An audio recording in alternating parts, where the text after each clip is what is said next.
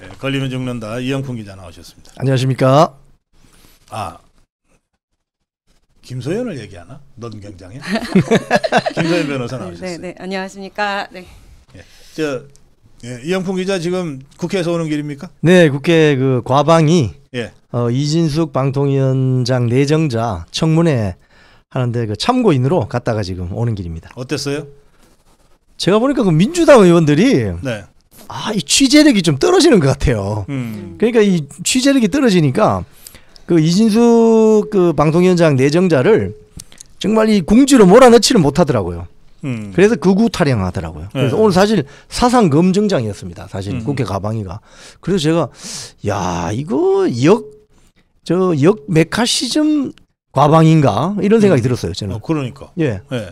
극우 타령을 그렇게 하더라고요. 그 사상 검증 당해야 될 자들이 지금 사상 검증 하겠다고. 원래 그 도둑놈이 자기 보고 도둑놈을 안 합니다. 저 도둑한다 이렇게 얘기하잖아요. 그렇지. 예. 그럼 자기는 면책되는 것처럼. 딱 그걸 느꼈습니다. 제가. 오늘 근데 뭐 하러 갔어요? 국회 취재하러? 전 참고인으로. 불려갔어요? 예, 불려갔습니다. 그 청문회장에 섰어요? 예. 뭘 물어봅니까? 그 뭐죠? 그 2017년 문재인 정권 들어서고 공영방송 장악문건 사태 터지고 KBS에서 그 적폐청산기구 진실과 미래위원회 진미? 진미위를 물어보시길래 제가 말씀드렸죠. 불법 보복 행위였다고. 예. 그거는 그 진미라는 조직 자체가 불법 조직이었던 걸로. KBS 같은 경우는 그 양승동 전 사장이 그것 때문에 근로기준법 위반으로 300만 원 벌금 대법원 확정받았습니다. 근로기준법 위반은요. 그 업주가 사업주가 굉장히 잡범이라는 소리입니다. 예, 그래서 제가 그 이야기도 했어요. 이거는 근로기준법 위반 300만 원 대법원 확정 판결은 잡범 수준의 고용주다. 제가 그렇게 이야기했죠. 혹시 저 국회 모욕했다고 또 고발당하는 거 아니에요? 아주 조심스럽게 제가 표현했죠. 자, 김소연 변호사. 네. 오늘 청문회 어떻게 보셨어요? 일단 최민희 위원장이 재밌더라고요. 재밌었어요? 네, 오늘 제지 안 받으셨어요? 말 조심하라고 하길래 왜 저런 소리를 하실까? 그래서 저하고는 별 충돌 없었습니다. 네. 아까 도둑 재발 저린다 이런 표현하셨는데 MBC 관련해서 이렇게 굉장히 민주당이 방어를 많이 하더라고요. 근데 저는 대전 MBC의 그 동물의 왕국과도 같은 노조 민노총 산하 언론노조의 사건을 제가 대리한 적이 있거든요. 네, 근데 정말 노조 측 입장에서? 네, 근데 심지어 아니요, 노조 측 입장이 아니죠. 네, 심지어 그 민노총 산하 언론노조의 대부분 기자들이 가입하거든요. 그 노조원의 일부였던 이제 그 부장님이 시민단체가 잘못한 것에 대한 보도를 지시를 했다라는 이유로 사실은 김소연 시의원 거 보도하라고 지시했다는 이유로 보복을 지금까지 5년 넘게 당하고 계십니다. 도둑놈으로 몰려가지고 말도 안 되게 전국 MBC에다가 성명 내고 대대적으로 명예훼손을 하고 정말 살벌하게 괴롭히더라고요. 네. 근데 오늘 그 청문회를 다 보셨을 텐데 보통은 이제 국회에 이제 불려가면 좀 위축된다 그럴까?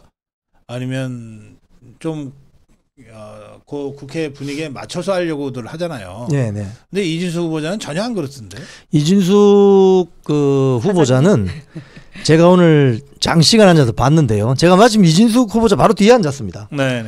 장시간 앉아서 봤는데 저 청문회가 내일까지 있잖아요. 장관급 청문회를 이틀 하는 거 처음 봅니다. 그런데 오늘 제가 봤을 때 통과입니다. 그냥 이 장시간 이렇게 민주당 의원들이 이 잡듯이 잡는데 잡히는 게 없어요. 그래서 제가 아까 민주당 의원들 취재력 좀 부족하다 그렇게 표현을 했는데 법인카드 가지고 이야기하는데 MBC 같은 경우는 지방 MBC 사장도 대표이사거든요. 그럼 아니 지방 MBC 대표이사가 영업을 위해서 골프장 가고 호텔 가서 손님 접대하고 하는 게 그게 무슨 문제가 있죠? 그걸 그냥 물고 늘어지는데 보니까 저도 자세히 그 자료를 보니까 아이고 저 이제 텄네 텄어. 이진숙 후보자 그냥 며칠 있으면 바로 그냥 방통위원장 취임하겠네 이런 생각이 들더라고요. 그래요. 자, 이 막힌 혈이 뚫린 것 같다 어떤 법조인이 이렇게 표현했다 그래요.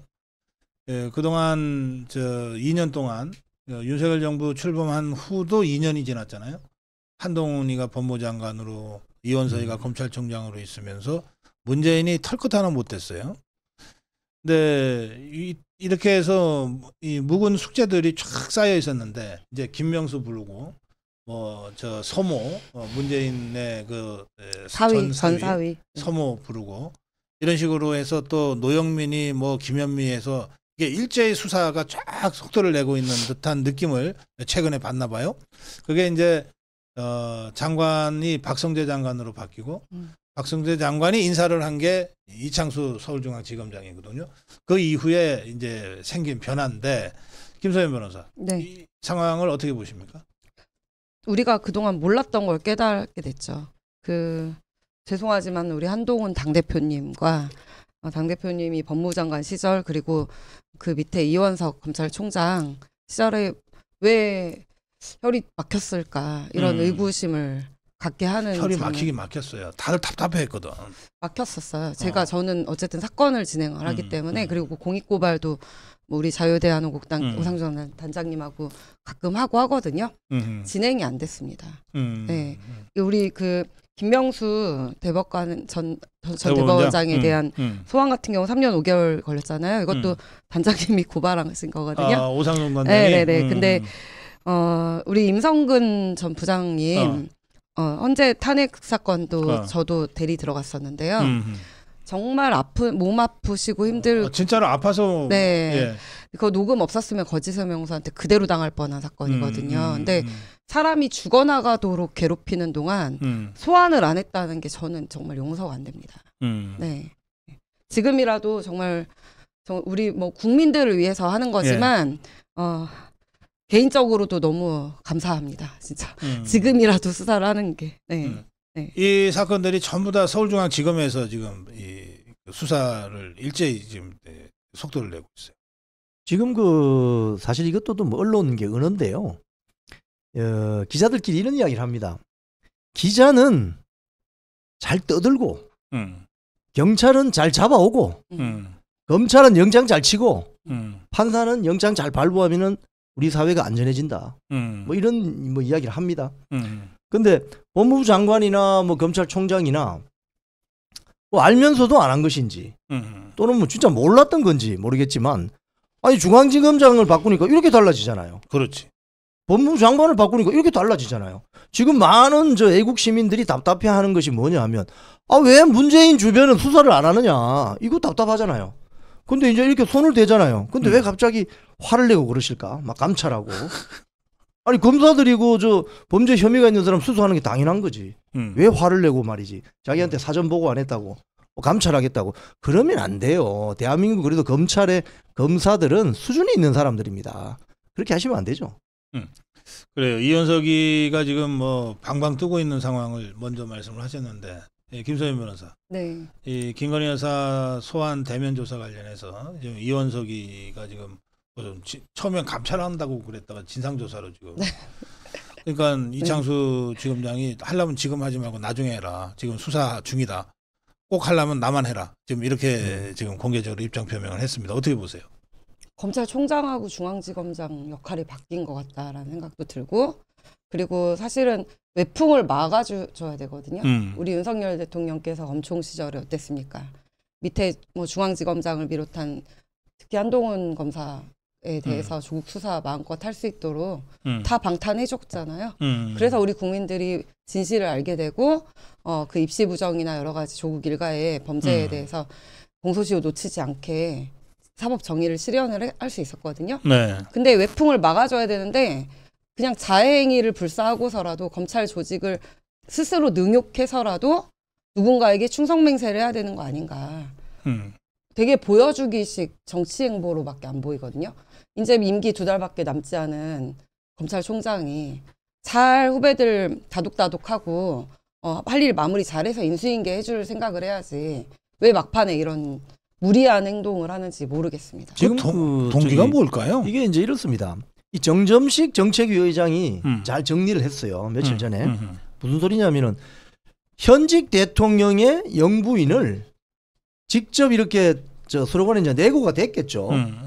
이렇게 수사 조사 대면 조사한 건 처음입니다. 내고가 아니라 조율이라고. 조율. 예.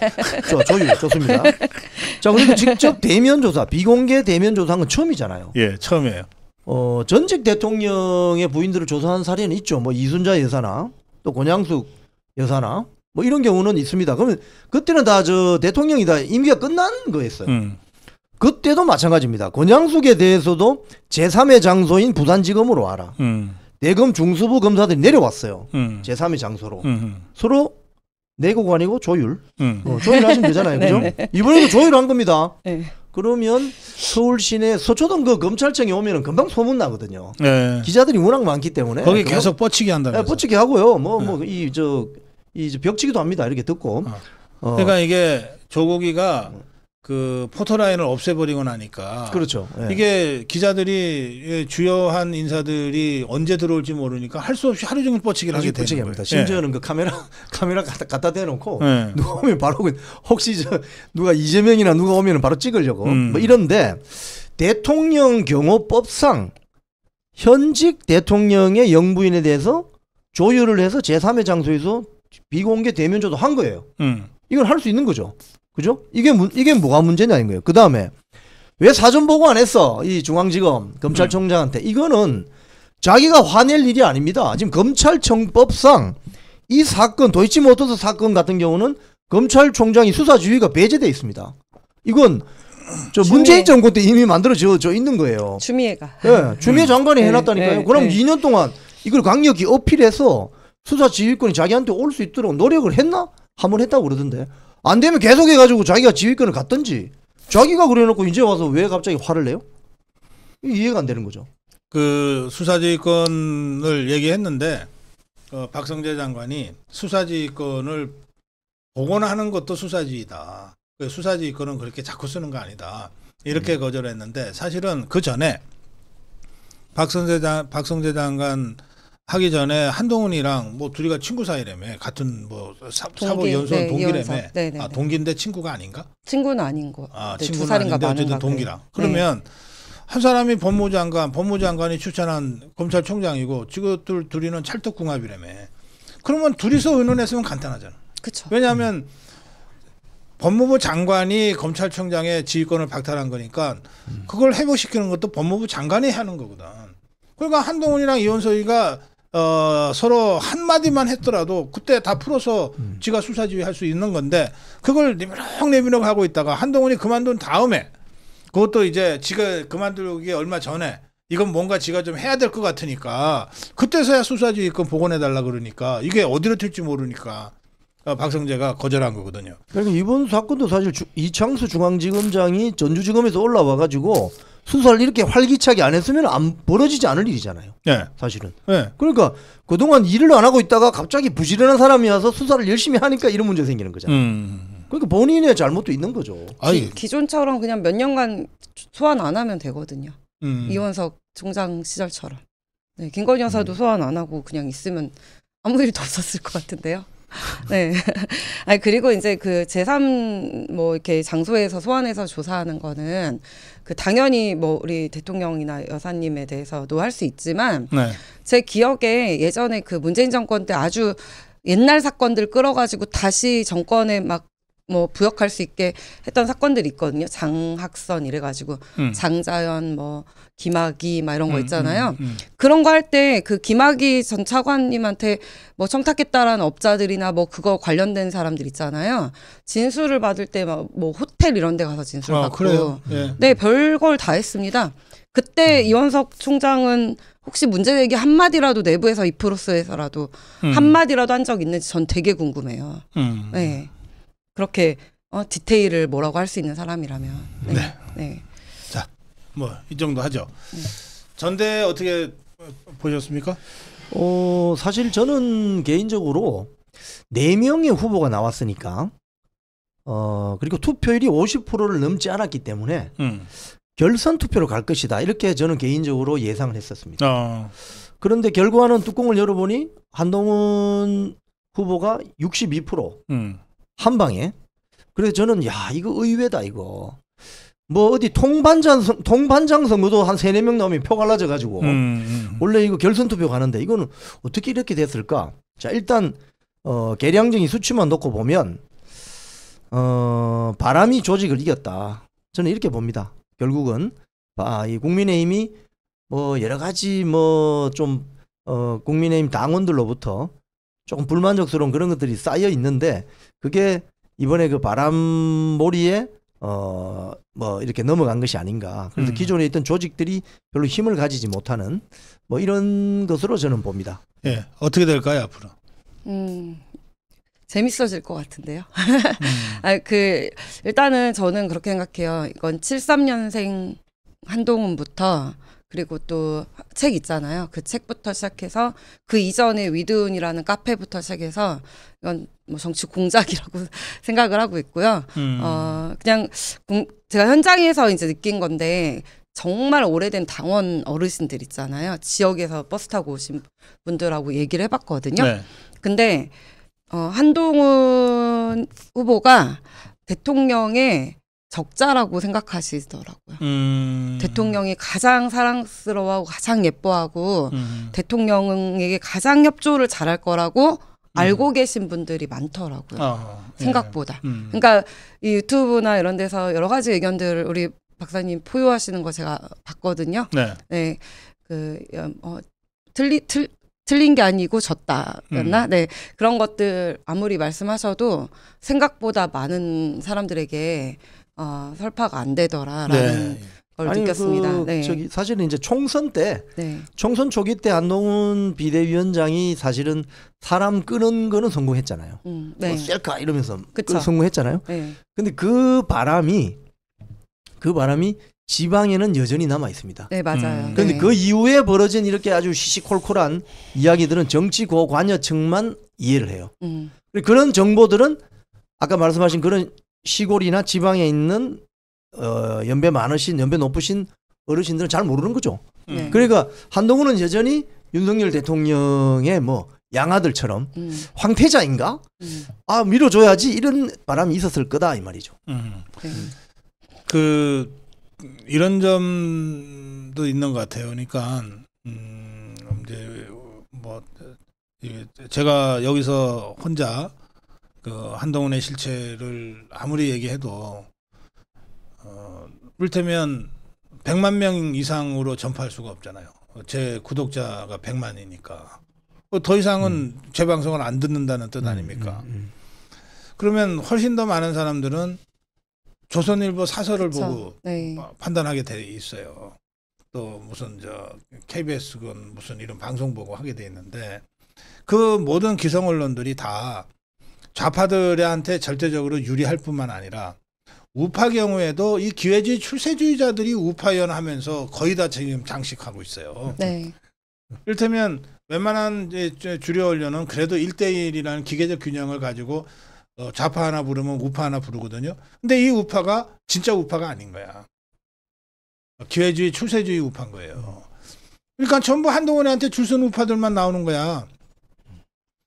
예, 그래서 이게 단순히 좌파한테 일방적으로 기울어졌다로만 우리가 언론을 보면 안 되고 좌파한테 기울어졌을 뿐만 아니라 그나마 우리 우파의 목도 대부분 기회주의자, 출세주의자들에게 잠식당해 있는 상태다. 진짜 우파 본류는 지금 거의 모든 언론으로부터 배제돼 있다. 이런 인식을 이번에 이 전대를 통해서 우리가 정말 확실하게 가져야 되겠다는 생각이 들어요. 그게 바로 장기간 대통령 지지율 깎아먹는데 아주 큰 역할을 했어요. 그러니까 지난 이제 총선 이전에 우파 패널에 1등, 2등, 3등 이런 사람들이 누구였냐? 이준석, 천하람, 김재섭 이런 사람들. 아니 글쎄. 근데 그 중에 이준석, 천하람은 지금 개혁신당가 있죠. 그리고 민주당보다 더 야당으로 아주 제대로 진짜 똥물을 끼얹고 있잖아요. 뭐 김재섭은 내부에서 하고 있거든요. 여전히 하고 있습니다. 네. 그런 패널들을 잘 이제 섭외를 해야 되는데 균형을 맞춰야 되는데 내부 분탕자들 위주로 입맛에 맞게 다 잘 골라갖고 진짜 한 달에 적어도 1% 2%씩 평균 대통령의 지지율을 굉장히 오랫동안 깎아먹은 거예요. 네, 그것을 대통령 탓을 하고 있죠 지금. 그렇죠. 네. 그러니까 네. 이게 우파 패널이라고 나가서 계속 대통령 욕하고 있거든. 지금 그 유근일 전 조선일보 주필께서 뉴데일리에 칼럼 쓴 건데요. 지금 한동훈 당대표가 그 선거 과정에서 무슨 이야기를 했냐면은 중수청이라고 얘기했죠. 중도 수도권 청년. 중도 수도권 청년. 중수청을 강조합니다. 자, 그러면 우파 안에 중수청도 있지만은 영남 지역의 자유우파 근본주의자들도 있다 이 말입니다. 그러면 그 사람들은 그러면 이 애국 시민이 아닌가요? 그래서 지금 각종 종편들이나 레거시 미디어에서 한동훈 당시 후보를 굉장히 소위 말해서 띄워줬죠. 그러니까 아니 뭐 시골에 있는 지방에 있는 나이 많으신 분들이 그 텔레비전 틀어놓으면 종편 나오잖아요. 그것만 보고 있으면은 아 한동훈 당대표 확실하네 이런 어떤 분위기가 되죠. 근데 저 선거 과정에서 후보 검증 과정에서 치열하게 나왔던 이런 이슈들에 대해서는 둔감하게 되는 거죠. 그런 것들이 표로 많이 연결됐다고 봐도 무방합니다. 약간 위로를 해드리자면 네. 아직은 그래도 정상범주다. 왜냐하면 이재명 당대표 선거는 10%인가 몇 프로 아니에요? 네. 저기 네. 김세현 네. 아니, 비교할 걸 비교. 아니 이게 네. 방금 말씀하신 것처럼 이번에 보세요. 네. 선거 이제 투표일이 다가오니까 네. 조중동이 공이 어떻게 이 국민의힘 전당대회를 비하하거나 폄훼했냐면요. 네. 진흙탕 선거. 음. 뭐 이 무책임하기 짝이 없는 선거. 완전히 그쵸. 저질 뭐 이렇게 했거든요. 그럼 저는 전혀 그렇게 생각하지 않습니다.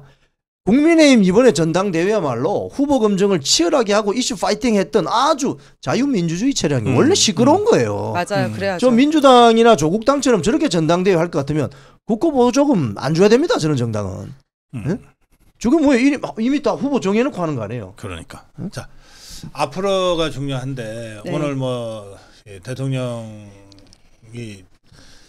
그 다들 불러서 만찬도 하고 뭐 했다 그러는데 그런데 어제 전당대회 끝나고 오늘 뭐 한동훈이가 아주 바쁘게 인터뷰하고 다녔잖아요. 근데 어제 오늘 하루도 안 됐는데 이미 결이 다른 얘기들이 계속 튀어나와요. 그거 어떻게 보세요? 그럴 거라고 생각해서 아무렇지도 않아요. 다음은 한 며칠이라도 네. 좀 맞추는 듯한 이런 것도 없어 보니까. 왜냐하면 한동훈 우리 당대표님은요. 누구보다 자기 자신이 제일 중요한 사람이에요. 소위 말하는 나르시시즘이 아주 그냥 온몸에 쪄들어 있는 사람이라서 본인의 어떤 그 논리를 철벽으로 방어하는 게 너무 중요해서 자기가 어떤 연유로든 최상병 특검, 재산자 특검 이런 것들을 얘기를 해놨으면 그걸 자기는 지켜야 되는 거예요. 그럼 이제 저희는 이제 당내 쓴소리 세력들이 그동안 굉장히 대통령을 괴롭혔거든요. 예를 들면 윤희숙, 뭐 이준석, 막 이런 사람들 저희가 이제 그 역할을 하려고 저는 그렇게 생각하고 있어요. 한동훈 당대표님께서는 국민 눈높이에 맞춰서 그 본인 특검법 지금 발의돼 있잖아요. 그거 제3자 특검법 발의하듯이 셀프 특검을 안을 새로 만들어라 차라리. 그 국민 눈높이에 맞추자 우리. 이런 것들을 쓴소리를 계속 해줘야 됩니다. 지금 그 앞으로 이제 최고위원회를 어떻게 구성할 것인지 이걸 잘 봐야 됩니다. 지금 이번 그 전당대회에서 한동훈 대표, 그 다음에 장동혁 최고위원, 그 다음에 진종호 청년 최고위원 이렇게 세 명이 세트로 됐잖아요. 네. 근데 이제 김민전, 인용환, 김재원 또 세 명이 됐단 말입니다. 그럼 남아 있는 것이 정책위 의장, 사무총장, 지명직 최고, 원내대표 이렇게 해서 10명으로 구성이 되는데 원내대표는 못 바꾸잖아요. 1년 임기로 이미 뽑혔으니까. 그러면 남는 게 뭐냐면 지명직 최고입니다. 지명직 최고는 한동훈 당대표가 밀어넣겠죠. 당연히 지명직이니까. 그 다음에 사무총장. 사무총장은 사무하고 돈관리위원장이니까 당연히 당대표가 집어넣겠죠. 이렇게 하면 5명이 됩니다. 자, 그럼 정책위 의장에 손을 대느냐 안 대느냐 이게 핵심입니다. 정점식 의원을 친한계 의원으로 바꾸냐 바꾸지 않느냐 요걸 보면 한동훈 당대표가 그럼 6대4가 되잖아요. 한 명 더 바꾸면은. 그러면 주요 당무 결정을 할 수가 있지 않습니까? 그럼 정책위 의장을 정점식을 내보내느냐 다른 사람으로 갈아치우냐 이걸 보시면 한동훈 당대표가 앞으로 어떻게 할 수 있겠다라는 바로미터죠. 리트머스 시험지입니다. 네, 저는 그렇게 봅니다. 그래요. 알겠습니다. 예. 앞으로 이 험난한 일정을 다들 좀 예감하시는 것 같으네요. 지금 사실은 저는 어제 그 전당대회를 유튜브 영상으로 계속 봤어요. 제가 출장이 있어서 현장 가질 못했는데 네. 제가 내린 결론은 이겁니다. 한동훈 당대표가 만약에 변화하는 게 아니고 국민의힘을 변질시킨다든지 또는 인적 쇄신하는 게 아니고 인적 청산을 한다든지 또는 혁신을 하는 게 아니고 혁명을 하겠다 하면은 이거는 비판적 지지를 더 이상 할 수 없습니다. 왜냐하면 그때 되면 완전히 달라지기 때문에. 그래서 그렇게 당이 가게 되면은 이거는 안 된다. 이런 생각이 좀 들었습니다. 그래요. 네, 저는 한동훈 우리 당대표님께 몇 가지 제안과 부탁을 드리고 싶습니다. 그러세요. 첫 번째 제안은 사무총장은 김경률 시킵시다. 그리고 여의도 연구원장은 진중권을 시켰으면 좋겠습니다. 자, 왜냐하면 우리 그 위드우니를 비롯한 제가 현장에서 봤는데 정말 저 온몸에 소름이 돋았습니다. 진짜 아줌마들이 저는 솔직히 그 유세 현장에 막 따라다니시는 분들 실제로 본 적 없었거든요. 근데 머리띠 되게 이쁘게 막 하고 나름으로 이렇게 다 이렇게 컨셉 잡고 오셔가지고 좀 저는 깜짝 놀랐어요. 진짜 어떻게 저런 팬덤이 생길 수가 있지? 언제 봤다고? 한동훈이 정치 본인은 25년 했다고 말은 하지만 뭐 어떤 마음으로 저런 팬덤이 생길지 저는 도무지 이해를 할 수 없었는데 어쨌든 그 팬덤의 그 목표는 뭐냐? 우리 훈이 하고 싶은 거 다 해거든요. 저는 우리 훈이 하고 싶은 거 다 했으면 좋겠습니다. 김경률에게 금고 다 맡기고요. 진중권이 자기가 정권 교체 다 했다고 했거든요. 얼마 전에 글 썼는데 이철규 의원님 저격하는 그래서 당신들은 뭐 했냐? 내가 다 하는 동안 너네는 투덜투덜밖에 더 했니? 이런 취지의 글을 써놨어요. 자기가 다 했대요. 그러니까 그런 대단하신 멘토를 여연 원장으로 모셨으면 좋겠고 그 이유는 제가 조롱하거나 비아냥거리는 거 아닙니다. 한동훈 위원장께서는 어떤 잘못된 것이 밝혀지거나 결과가 안 좋으면 제가 그런 건 아니지 않습니까? 막 이런단 말이에요. 그런 말 정말 듣기 싫거든요. 본인이 원하는 거 다 했으면 좋겠어요. 자, 다만 제가 한 가지 이거는 또 부탁드리고 싶은 건 이건 이제 제안이고 두 가지는 부탁드리고 싶은 건 솔직히 오늘 김민전 의원님께서 굉장히 괴로우셨대요. 네, 이거는 뭐 보도나 방송에서도 얘기가 좀 나온 것 같고 저는 내부적으로도 들었는데 의원실에요 전화통이 불이 났대요. 왜? 그 이번에 후보들 중에 당선되신 분들 중에 최상병 특검이나 이런 것들을 대놓고 그동안 비판해 오신 거의 유일한 분이에요.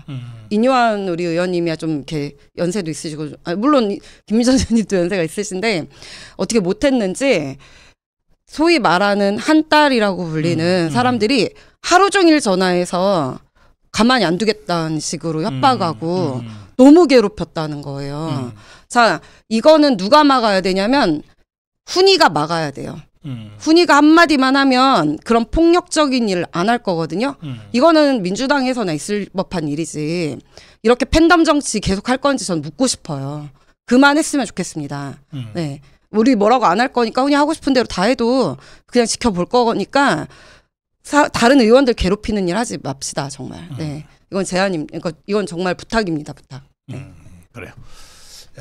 이제 시간이 다 돼서 마무리 한 말씀씩 듣겠습니다. 네, 오늘 국회 과방위에서 이진숙 방통위 내정자 청문회에 다녀왔는데 제가 봤을 때는 이진숙은 통과입니다.